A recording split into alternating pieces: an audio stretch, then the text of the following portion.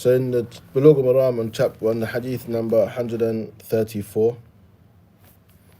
we mentioned عن رافع بن خديج رضي الله عنه قال رسول الله صلى الله عليه وسلم أصبحوا بالصبح فإنه أعظم لأجوركم رواه الخمسة وصححه ابن Hibban wa Tirmidhi. So it mentions in this hadith that the Prophet Muhammad said, offer the morning prayer at dawn, for it is greater for your rewards. Now the things that is mentioned in هذا الحديث is based on when should one start praying Fajr. Is it in the darkest part of the night, or when the morning light starts to appear? Now you have difference of opinion among some of the madhahib.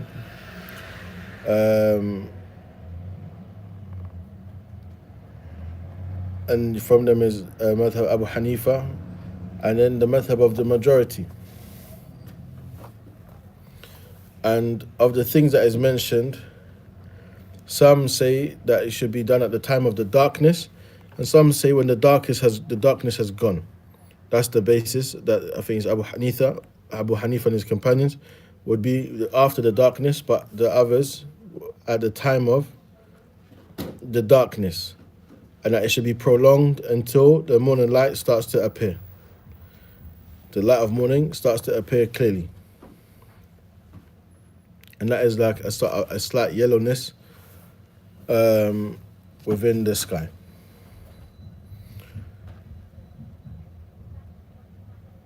From this we learn استحباب إطالة الصلاة الفجر وإطالة القراءة فيها, the recommendation of prolonging the Salah of Fajr, and that the recitation should be done lengthy within it.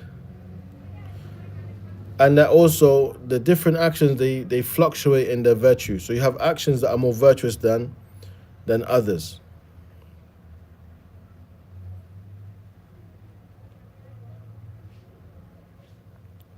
نعم. The next hadith is mentioned وعن أبي هريرة رضي الله عنه أن رسول الله صلى الله عليه وسلم قال من أدرك من الصبح ركعة قبل أن تطلع الشمس فقد أدرك الصبح ومن أدرك ركعة من العصر قبل أن تغرب الشمس فقد أدرك العصر متفق عليه. ولمسلم عن عائشة رضي عنها نحوه وقال سجدة بدل ركعة ثم قال والسجدة إنما هي الركعة. So in this hadith it mentioned that the Prophet Muhammad sallallahu alaihi wasallam, he said, whoever catches from the morning prayer one rak'ah before the sun rises, then they have caught the morning prayer. And whoever catches one rak'ah from Asr before the sun sets, then they have caught the Asr prayer. And in another narration it mentioned sajdatan instead of rak'ah. And it says was sajdatu innama hiya rak'ah. It says that the sajda is the rak'ah. So that's the rak'ah, it concludes with the sajda. So if a person's able to catch up until a sajda of a rak'ah before the time of sunrise comes, then they have caught the morning prayer, the fajr prayer. They have managed to catch it. And likewise, if they manage to do one rak'ah up until the last sajda or sajda of the first rak'ah, or that whatever rak'ah they're in, then they have caught the Asr prayer before its time has come out. So from this we learn that the time of Fajr is up until sunrise, and that the time of Asr is until sunset. And whoever catches one rak'ah before the time has exited, then they have caught the whole salah.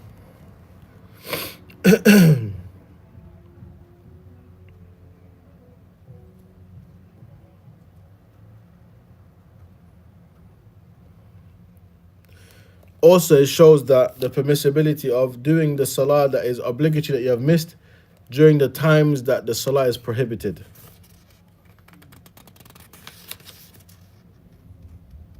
As some, they say, if I miss Fajr, then I have to wait until after sunrise to pray it. And that's not the case.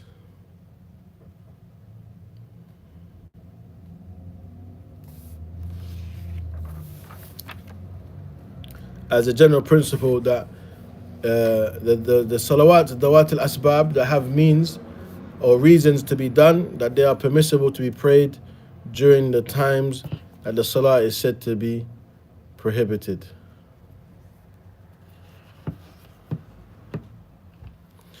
And of the things that is evident of the prohibited times is the hadith عن أبي سعيد الخدري رضي الله عنه قال سمعت رسول الله صلى الله عليه وسلم يقول لا صلاة بعد الصبح حتى تطلع الشمس ولا صلاة بعد العصر حتى تغيب الشمس متفق عليه ولمسلم لا صلاة بعد صلاة الفجر. So the first hadith and Abi Sa'id al-Khudri mentions that the Prophet Muhammad sallallahu alaihi wasallam, he said, there's no prayer after Fajr until the sun rises, and there's no prayer after Asr until the sun sets.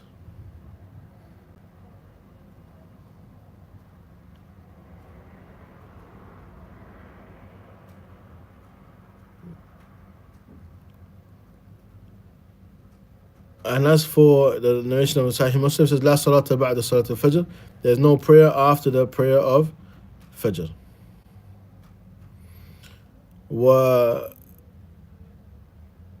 ولمسلم عن عقبة بن عامر رضي الله عنهما أو عنه رضي الله عنه قال ثلاث ساعات كان رسول الله صلى الله عليه وسلم ينهانا أن نصلي فيهن. There are 3 times that the Prophet Muhammad sallallahu alaihi wasallam prohibited us from praying in them. وأن نقبر فيهن موتانا, and also that we shouldn't bury our deceased during that time. حين تطلع الشمس بازغة, the time that the sun rises until it has risen. حتى ترتفع وحين يقوم قائم الظهيرة, and when a person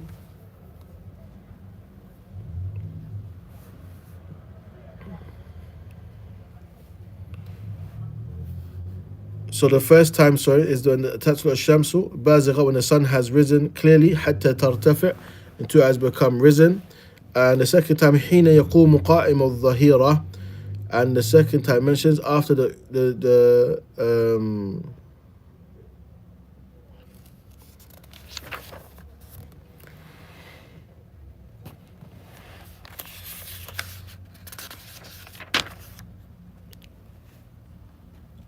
and when the sun begins to rise into its full out, and then when the sun is at its height at midday, until it passes حتى الزوال حتى تزول الشمس, and بمعنى until the time of dhuhr enters.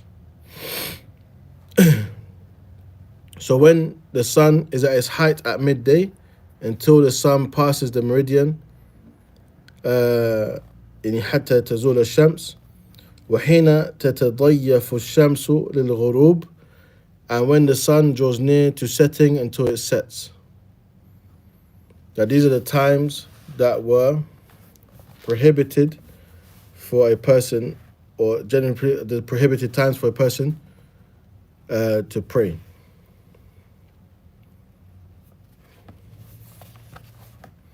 It also means that the funeral prayers should not be offered during these times after. But as for burying the person, then there's no problem to do so.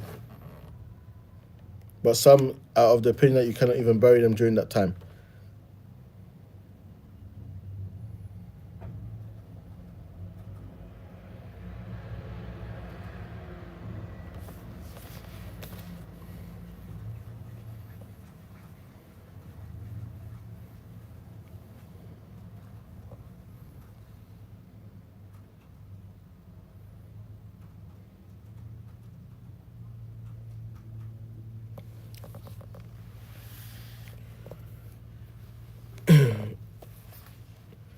It says, وَالْحُكْمَ الثَّانِي عند الشافعي, the second view according to Imam al-Shafi'i, it mentions that حديث أبو هريرة بسند ضعيف وزاد إلا يوم الجمعة.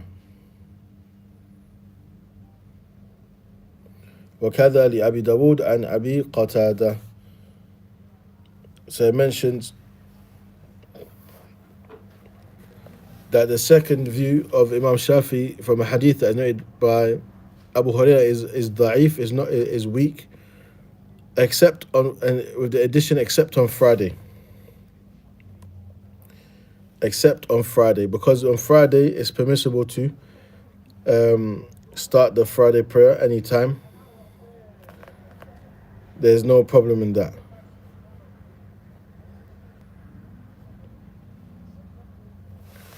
Now, of the things that's mentioned,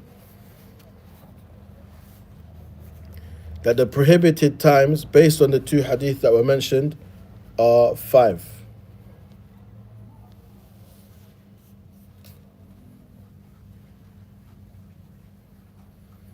And they are: 1, بعد صلاة الفجر حتى تطلع الشمس.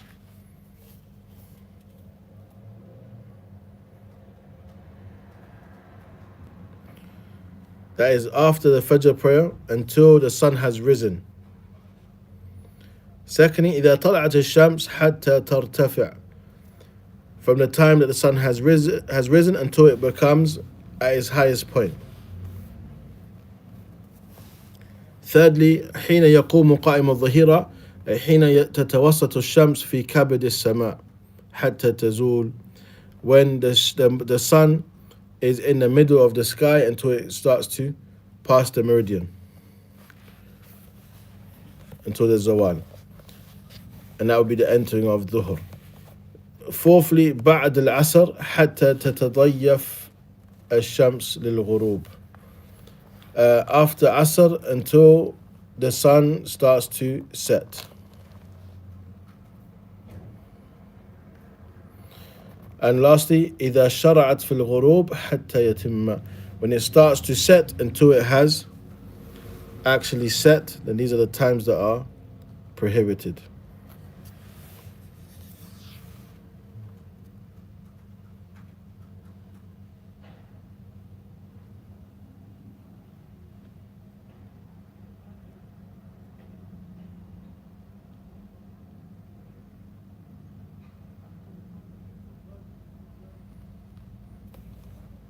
But of the things that is mentioned, the khilaf between the scholars is when it comes to these times, can you pray the salawat that have a reason, such as Tahit al-Masjid, when you enter in the masjid, Salat al-Istikhara, Salat al-Istisqa, seeking rain, and the likes.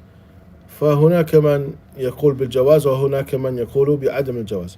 You have those who say it's permissible and those who say it's not permissible. والأقرب والله تعالى أعلم أنه يجوز. What is more correct and Allah knows best is that it is correct to pray the salawat that have a reason during those times that it is prohibited.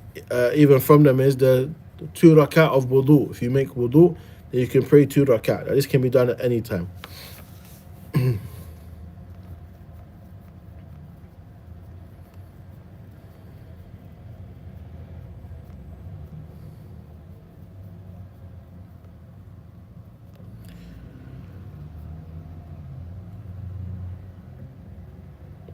From the wisdoms of the prohibition of the salah during these times, when it comes to the raising of the sun and the setting of the sun, is that these are from the times that the kuffar would worship the sun.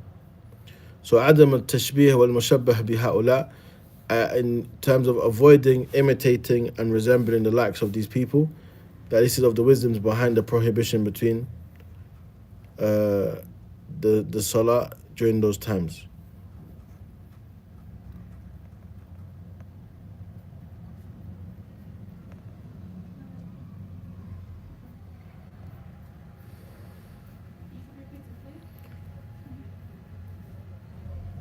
That from the wisdoms of why the prayers being prohibited during the times of sun rising and sun setting, this is the times that the kuffar would worship the sun.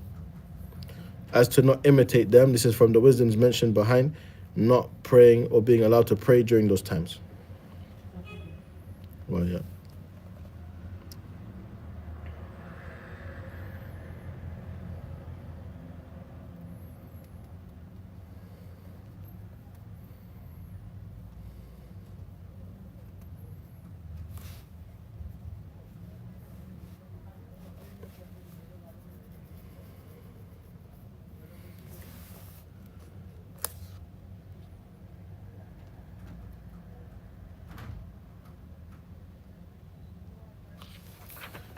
So we'll stop there inshallah ta'ala and we continue from hadith